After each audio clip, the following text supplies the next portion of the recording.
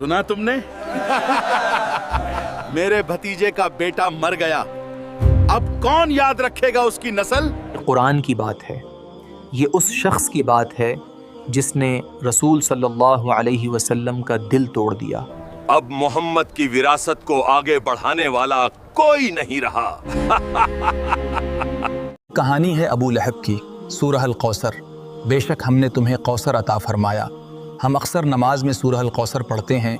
बहुत कम लोग इसके पीछे की हकीकत को जानते हैं। अल-कौसर क्या है और अल्लाह ताला ने इसे क्यों नाजिल फरमाया? क्या तुमने सुना तलहा? हाँ अल्लाह के रसूल, ये वही बयान की है। आज हमारी जिंदगी में सूरह अल-कौसर की क्या अहमियत है, चलिए इस वीडियो में जानते हैं। हर सूरह के पीछे एक सच्ची कहानी है और सूरह अल-कौसर के नुज़ूल की कहानी दिल को हिला देने वाली है। मक्का की एक खामोश दोपहर थी। लोग अपने घरों में आराम कर रहे थे। गलियां सुनी थीं और हवा में अजीब सी उदासी थी। अल्लाह के रसूल सल्लल्लाहु अलैहि वसल्लम तन्हाई में बैठे थे। कच्ची दीवारों से सिसकियों की आवाज आ रही थी। आपके बेटे हजरत अब्दुल्लाह का इंतकाल हो चुका था। जो बच्चा कभी आपके सीने से लगकर सुकून की सांस लेता था, आज बेजान पड़ा था। लेकिन दीवार के बाहर एक शख्स कान लगाए खड़ा था। क्या बात है अबू लहब? सब्र रखो उतबा। कोई और नहीं, रसूल सल्लल्लाहु अलैहि वसल्लम का अपना चाचा था। उसके चेहरे पर खुशी झलक रही थी और फिर उसने जोर से कहा, मोहम्मद की नस्ल कट गई, उसका बेटा मर गया, अब कोई उसकी विरासत आगे नहीं बढ़ाएगा। उसकी आवाज ने रसूल सल्लल्लाहु अलैहि वसल्लम का दिल चीर दिया।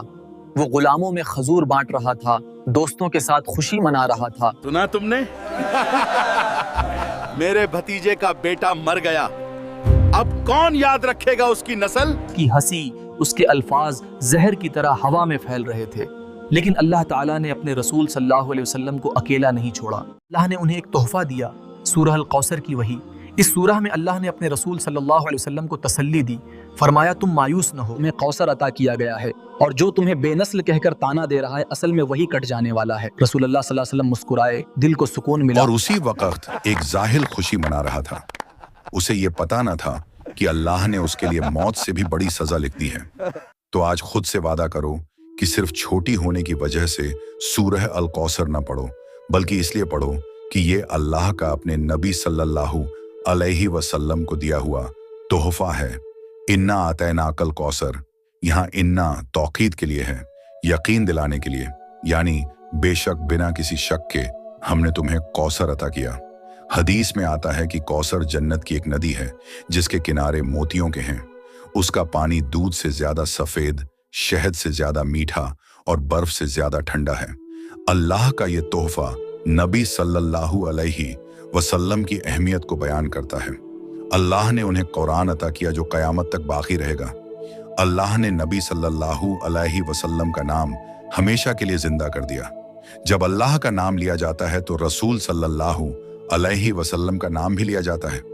अल्लाह ने उन्हें बेटियां अता की और आज भी दुनिया रुकैया और फातिमा के नाम से रोशन है। अल्लाह ने उन्हें सहाबी अता किए जो इस्लाम के लिए झकमी हुए। फसल्ली लिरब्बिका वनहर, यानी अपने रब की इबादत करो और कुर्बानी दो। इबादत की दो सूरतें हैं, एक खानगी, एक समाजी। इन्ना शानिया का हुवल अब्तर, यानी जो दुश्मनी में अंधा हो जाए वही कट जाने वाला है।